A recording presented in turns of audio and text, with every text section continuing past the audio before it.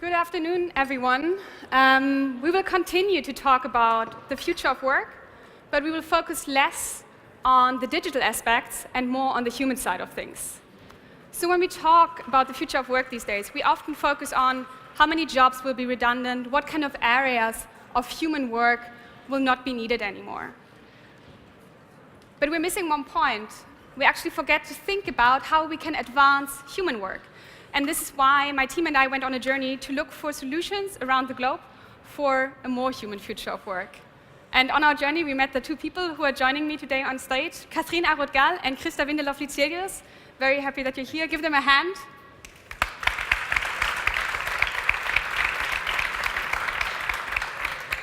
Just a brief introduction, because we only have 25 minutes to go. Krista is the CEO and principal of kaospilot. kaospilot is an experimental Danish business school. They're a renowned disruptor in higher education since the early 90s, and they are located in Aarhus. And Catherine is joining us from the camp. She is the general manager since last year of the camp.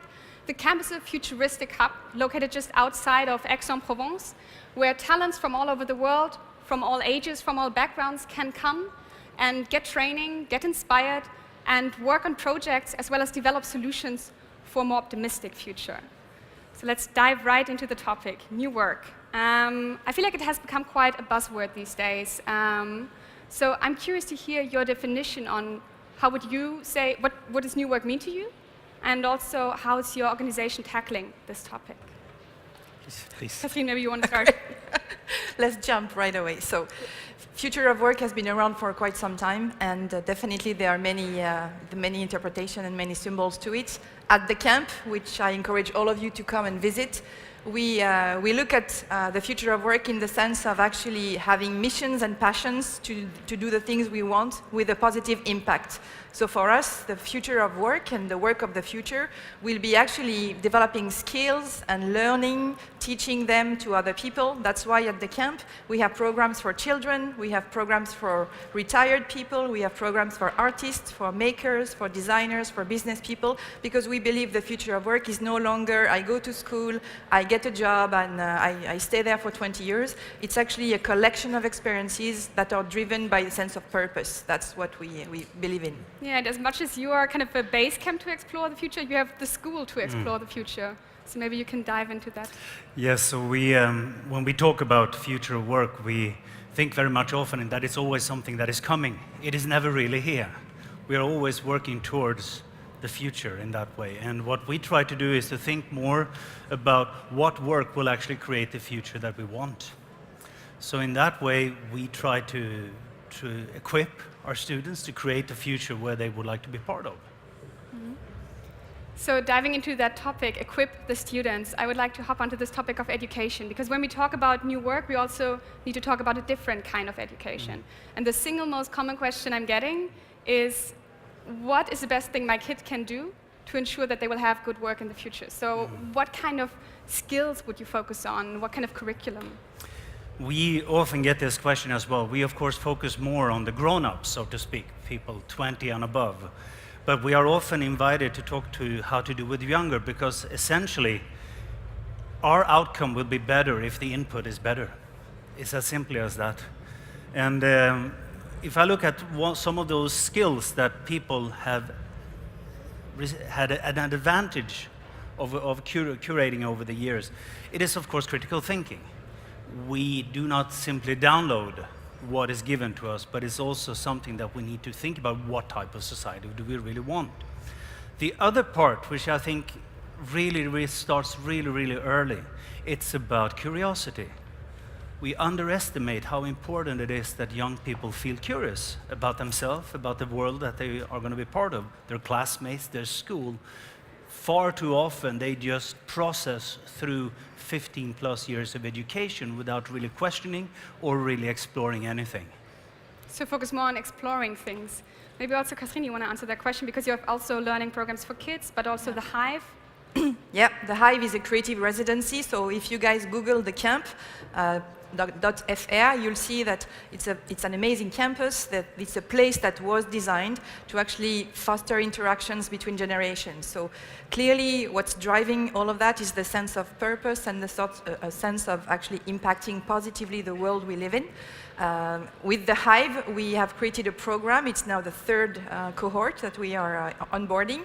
And we select 20 young designers across disciplines, because the camp is also a place where all creative disciplines are welcome. So music, architecture, philosophy, whatever, robotics, technology, of course. And they come, they have their own projects. It's a retreat and an acceleration process for them. So they come, they leave their families and their place from Africa, Asia, North America, and so on. They spend 6 months with us, and they help us on our own project. Some of them being non-profits, because the camp is a hybrid company, which I believe is also the future of company, which is we need money to fund actually good activities. So that's how the programs for kids are actually financed, through that support.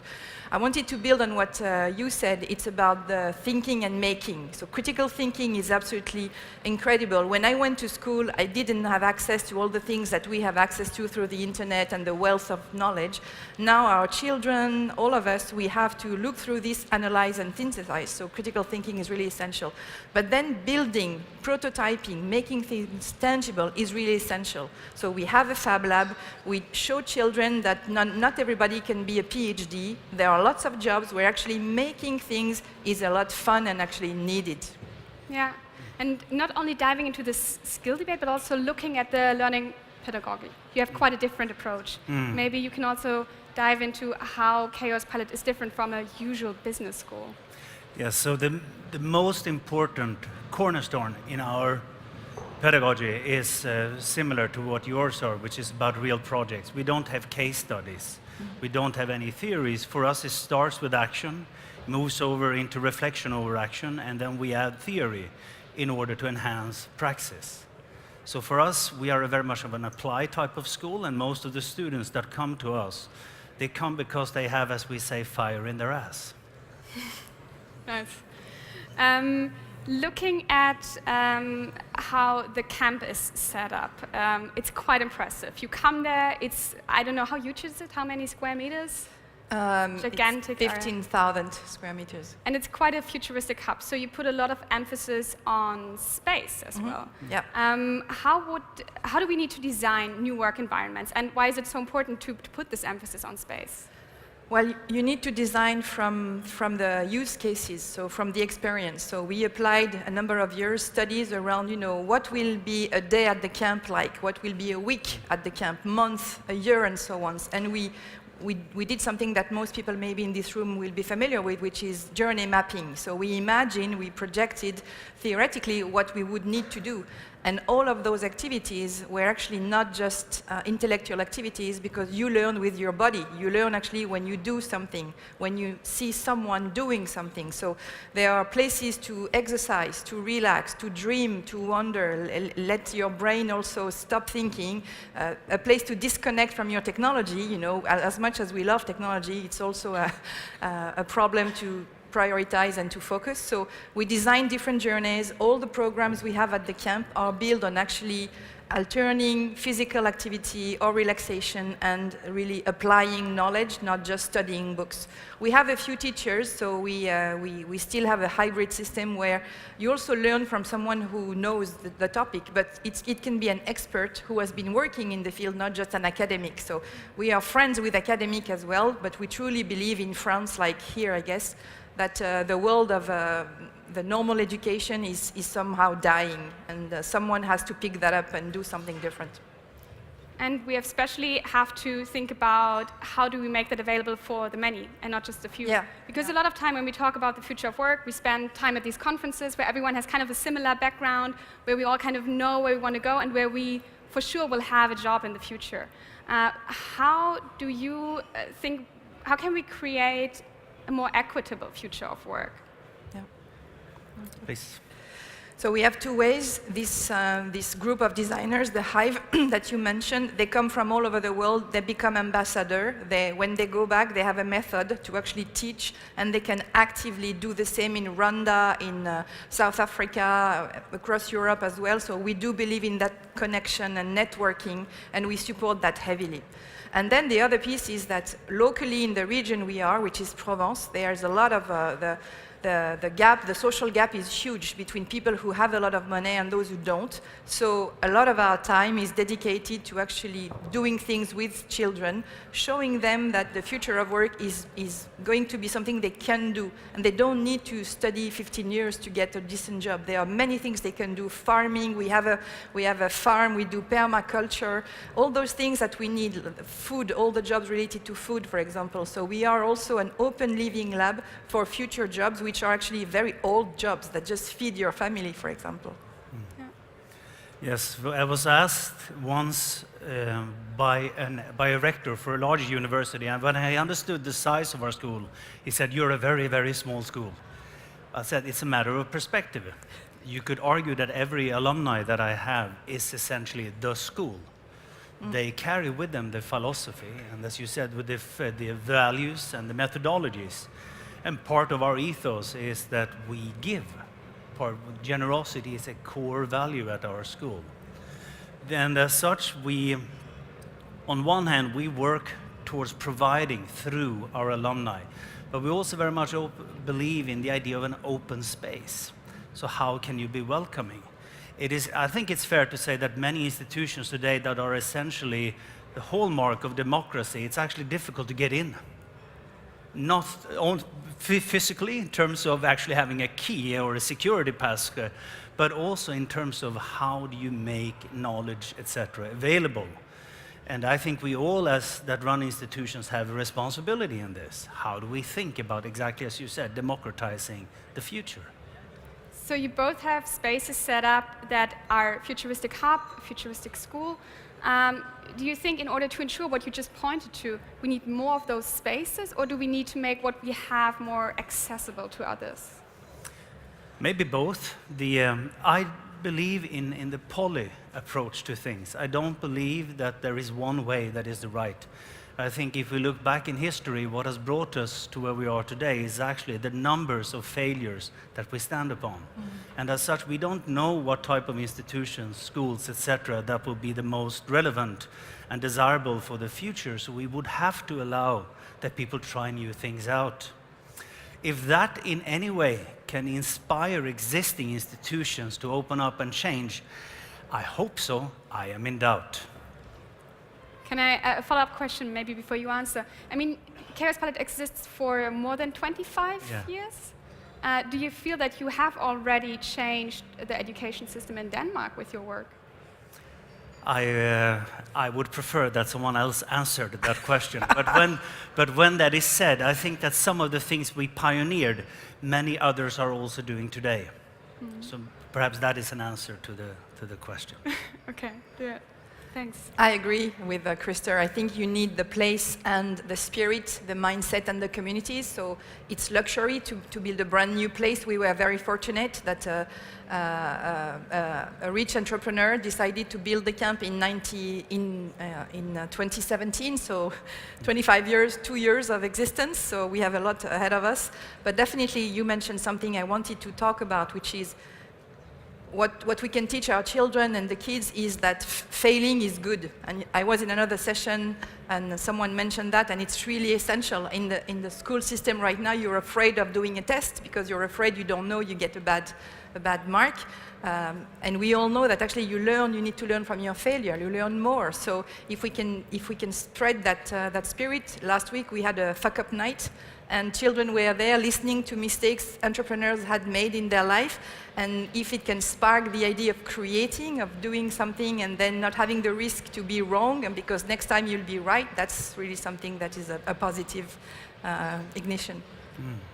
So we speak a lot about change. Where would you say is the biggest leverage to change the current system? Is it politics? Is it schools? Is it the economy? Where would you say, where can we start to change things? I cannot speak for the entire world in that way, because we live in a very privileged part of the world where education is essentially free. It's even supported. You'd actually get paid to go to a tertiary education. I do think that in order to, as you said, point to leverage, it's the access of money that actually plays in a lot. Legislation is clearly important, right? Because you can legislate against new initiatives. But the other problem is that, at least in our part of the world, access to funding is actually quite important, because joining in an education is not just a matter of tuition. It's a matter of making a livelihood throughout those years. So I think that that is an area that is ripe for invention, actually. Mm-hmm. What would you say, Catherine? Yeah, I totally agree. We are very fortunate. Our children have so many choices to go to one school, one system, one curriculum. They travel and so on, whereas many others just don't have access, although you can transport knowledge through a lot of long-distance programs and stuff like that. But it's the peer-to-peer learning that's essential. So if I learn from Chris about something, I will know what to do, whereas listening to a MOOC or participating to a long-distance program is only giving me the content I need to get started. So I think things will change when the systems, whatever they are and wherever they are, recognize that it's the passion for learning that's key. So many children are just scared to go to school, and it's the same for adults, you know. They need to reinvent themselves every couple of years, sometimes every couple of months, and we were not programmed for that. We were programmed to do some primary education, get a job, and stick to that job for a long time. This world is no longer the reality. So you speak about lifelong learning, so we need more chaos pilots throughout our life, or more touch points with education? Or how would you say? When I left high school in the 80s, I remember that the old professor that we had, he said, I'm happy that I'm retiring now, because actually everything what we have taught you is obsolete. So that was in the 80s, right? So it's not exactly a new thing that we are entering into a new world. But I do think that most of our systems are not geared to provide the level of reflection over the learning we obtain outside school. We don't necessarily put into system an idea of how do I actually engage in lifelong learning. What does that really, really mean? I think the first attempts in Scandinavia was also made in the 80s around lifelong learning, but in reality, what did that turn out to be? Question mark. Yes. The founder of the camp was a well-known entrepreneur in France, and he often was telling us, he passed away, that's why I'm speaking in the past tense. Unfortunately, he passed away, but one of his motto was that we are getting a lot smarter, but not smart enough to work together. So, in fact, the intelligence we are getting with the knowledge is preventing us from being team player and stuff like that. And you need to reconcile both sides of the equation. We can learn so many things with podcasts and YouTube, and you know, when I see the way people learn, it's instant learning just for that thing I need to do right now. And we need to build the infrastructure with the places, the methods, and the communities to support that. Yeah.